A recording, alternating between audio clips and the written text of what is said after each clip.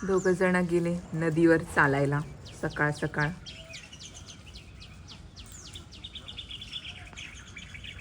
नदी खूप लांब आहे म्हणून दोघं जण गेले. मी नाही गेले आज चालायला. त्याच्याबरोबर हा शेपूट त्यांचा गेला. आज फ्रीजच्या डब्याला बनवलेल्या आहेत चपात्या आणि मुगाची भाजी त्याच्या आवडीची. आता भरते डब्यामध्ये, डबा पॅक करते. आणि आमचे अहो निघालेले आहेत कामाला जायला. चला मंडळी, सकाळ सकाळ ड्युटीला जाऊया. सगळं घेतलं, आयडी, वॉलेट, रुमाल, सॉक्स. मग मी आबा उठले. मोरिया सावकांचा आता जाणार, ते रात्री येणार 7:30ला. Bye bye. Bye bye. आपण जाऊया टेरेसवरती थोडंसं चालायला. हा, गुड मॉर्निंग. सूर्य आलाय वरती. आवाज येत असेल स्पीकरचा, कारण की तिकडे लग्न सराई चालू आहे त्यामुळे स्पीकरचा आवाज येत असेल. आई पप्पा गेले नदीवर तिकडे चालायला. आई पप्पांना सकाळी लवकर उठण्याची सवय, म्हणजे ते कामाला जायचे त्यावेळेला 3-4ला उठायचे. मग त्यांची सवय काय अजून गेली नाही. आत्तापर्यंत तेवढाच लवकर उठतात, व्यायाम वगैरे करत असतात. मग फ्रीजचा डबासुद्धा तेच दोघं जणं बनवतात. मग बाकीचं राहिलेलं काम मी करते, नाश्ता, चहा वगैरे जे काय असेल ते. तर डबा बनवला आणि मग दोघे गेले चालायला तिथपर्यंत. ह्याचं सगळं डबा वगैरे नाश्ता वगैरे दिला आणि मग हा गेला कामाला. आता थोडा वेळ आहे, जरा चालते वरती. नदीवर जायला काय ना थोडंसं अंतर आहे लांब, ते चढ उतर असं आहे, त्यामुळे मला थोडा दम लागतो म्हणून मी थोडंसं अवॉइड करते. संध्याकाळी एक फेरी मारते फक्त, नाहीतर गार्डनमध्ये नाहीतर टेरेसवर अशा फेऱ्या मारत असते. त्याशिवाय घरामध्ये काम करतानाच माझ्या केवढ्या फेऱ्या होतात. आणि जिन्यावरून तर काय बोलू नका, जिन्यावर माझ्या 20 पायऱ्या आहेत टोटल. त्याच चढ उतर करताना होतं मला. अशा आहेत जिन्याच्या पायऱ्या, त्यामुळे उतरताना आणि चढताना जरा सावकाश उतरते. माझ्यासोबत 2 इन्सिडेंट झालेले आहेत, पडता पडता वाचले. ते मी तुम्हाला पुढे सांगते ब्लॉगमध्ये कंटिन्यू. अशा आहेत 20 पायऱ्या टोटल. हॅलो, तर आज मी तुम्हाला सांगणार आहे की माझ्या प्रेग्नेन्सीच्या पहिल्या 3 महिन्यामध्ये मला काय काय त्रास झाला, काय काय अनुभव आले ते. पहिले 3 महिने म्हटलं की उलटी येते, मळमळसारखं वाटतं किंवा थकल्यासारखं वाटतं. पण माझ्या बाबतीमध्ये, माझ्या प्रेग्नेन्सीमध्ये असं काहीच झालं नाही. माझा अनुभव थोडा पॉझिटिव्ह आहे, कारण की जेव्हा मला गुड न्यूज समजली तेव्हापासून ना मला उलटी झाली, ना मला मळमळ झालं, ना मला थकवा आला. माझे 3 महिने कधी गेले मला काही समजलं नाही. आता प्रत्येकाची प्रेग्नन्सी जर्नी ही वेगवेगळी असते. कधी कधी मलाच माझं वाटायचं की खरंच मी प्रेग्नेंट आहे का. मला असं काय सिम्पटम्स आलेच नाही की उलटी होते, मळमळ होते, असं काहीच जाणवलं नाही. माझं नेहमीचं जे रुटीन असायचं ते मी फॉलो करायचं, वेगळं असं काही केलं नाही. कधी मूड स्विंग वगैरे झालं नाही. तुम्ही माझे आधीचे ब्लॉग बघितले असं तुम्हाला समजणार पण नाही की मी प्रेग्नेंट होते त्याच्यामध्ये.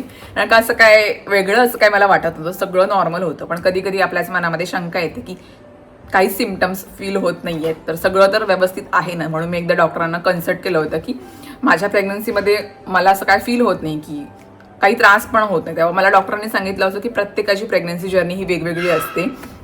काही काहींना खूप त्रास होतो, काही काहींना नाही होत. तर माझ्या प्रेग्नन्सीमध्ये मला अजिबात त्रास झाला नाही. तर डॉक्टर बोलले की तुमचं बाळ आणि तुमचं शरीर तुम्हाला सपोर्टिव्ह आहे, तुम्ही खऱ्या अर्थाने ही प्रेग्नन्सी जर्नी एन्जॉय करत आहात. तर तुमच्या प्रेग्नन्सीच्या वेळेला तुम्हाला काय अनुभव आले मला कमेंटमध्ये नक्की सांगा.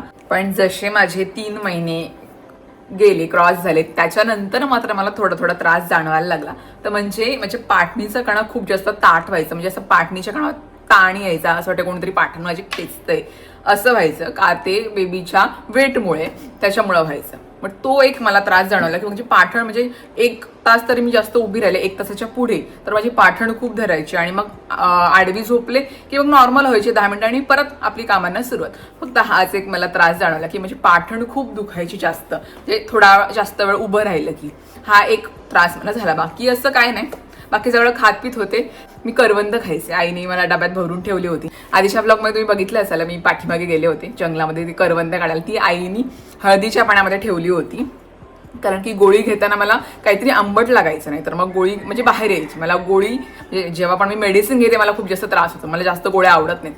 मग ती गोळी घेतल्यानंतर मी काहीतरी तोंडामध्ये आंबट टाकायचे, असं करायचे. मग त्यावेळेला आंबट असं बोललं तर मी फक्त करवंद खालीत, बाकी असं काय नाही, बाकी सगळं नॉर्मल होतं. पण 3 महिने माझे पटकन गेले, मला काही समजलं नाही. पहिल्या महिन्यात आपल्याला काही समजत नाही काय असतं ते, दुसऱ्या महिन्यापासूनच आपली खरी सुरुवात होते.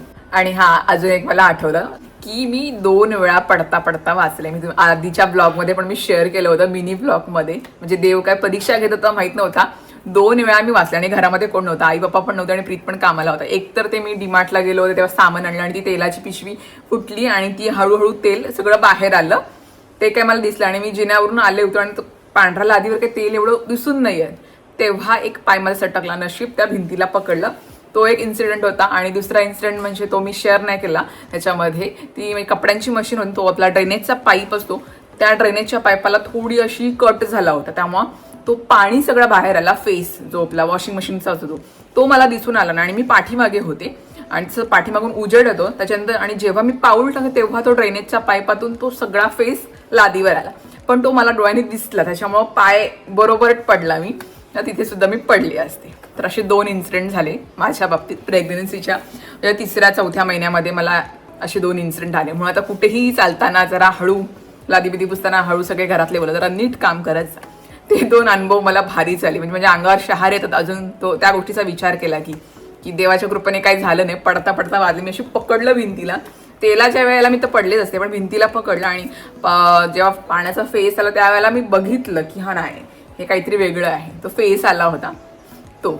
तर असे 2 इन्सिडेंट माझ्यासोबत झाले. तर अशी माझी 3 महिन्यांची जर्नी होती प्रेग्नन्सीची. काही त्रास वगैरे जाणवला नाही. आता चला नाश्ता करून घेते आणि आपल्या बाकीच्या रुटीनला सुरुवात. आईने घेतलेला आहे पपई कापायला. हा आहे आमच्या झाडावरचा पपई. केवढा मोठा आहे, किती 2 किलो होईल हो ना. मोठा खूप आहे ना. मोठा आहे ना. पिकलाय पण छान. ह्यांची मजा आहे. आता काय मी खाऊ शकत नाही, 3 जण खातात, पण खरंच गोड आहे एकदम. आता आई कापायला घेतलाय, मस्त पिकवलंय त्याला, गोड आहे एकदम. झाडावरचं पिकले छान लागतं. झाडावर जास्त पिकला. कलर बघताय कसला भारी. असं बघून माझी पण इच्छा होईल. ठीक आहे, मी नंतर खाईन. एन्जॉय. 3 जण खातात हा. एक प्रीतच्या आईला दिला, त्यांना पण आवडतं. आणि इकडे ओवी येणार आहे, तिच्या वेळेला झालंय काय झाडावर, तो उद्या काढायला पाहिजे. आहे एक झाडावर. तिला सुद्धा पपई खूप जास्त आवडतं, म्हणजे गोड लागतोय ना एकदम, त्यामुळे ती खाते आवडीने. आता हा एक एवढा मोठा झाला होता. आम्ही बहुतेकांना दिलंय नाही, सगळ्यांना, शेजार सगळ्यांना दिलंय. कोण खाणार आहे एवढं. मी तर नाही खात, प्रीत पण जास्त नाही खात, थोडीशी एक प्लेट मध्ये खाऊ शकते. आई पप्पा खातात, मग ओवीला देते आणि मग कधी कधी सासरी देते. प्रीत नाहीच खात हल्ली.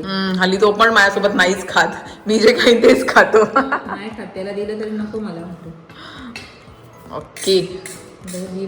आम्ही बी ठेवतो नंतर लावायला. बी काढ ठेवून घेते, जरा सुकवते, लावायला होईल ना. मोठं खूप आहे. ओके. आता तुम्हाला अर्धा संपताना होईल, एवढं काय खाताय तुम्ही. या मंडळी जेवायला आज आहे कढी. बऱ्याच दिवसांनी आईने कढी बनवलेली आहे. मुगाची भाजी जी प्रीतला डब्याला दिलेली आहे थोडीशी राहिली, आणि माझ्या आवडीची वांगा बटाट्याची भाजी. प्रीतला आवडत नाही, मग काय आम्ही तिघं खातो. प्रीतला वांग नाही आवडत, मग तो जेव्हा घरी नसतो तेव्हा आम्ही वांगा बटाट्याची भाजी करतो. तर या मंडळी जेवायला, जेवतोय. गुड इव्हिनिंग मंडळी. आम्ही आलेलो आहोत चालायला आईसोबत. आईची 2री फेरी. आता ही माझ्यासोबत आलंय. सकाळी एक पप्पांसोबत ती राऊंड मारून आले नदीवर. आता संध्याकाळी माझ्यासोबत चालायला. संध्याकाळी जरा बरं वाटतं, धुकं पण नाही.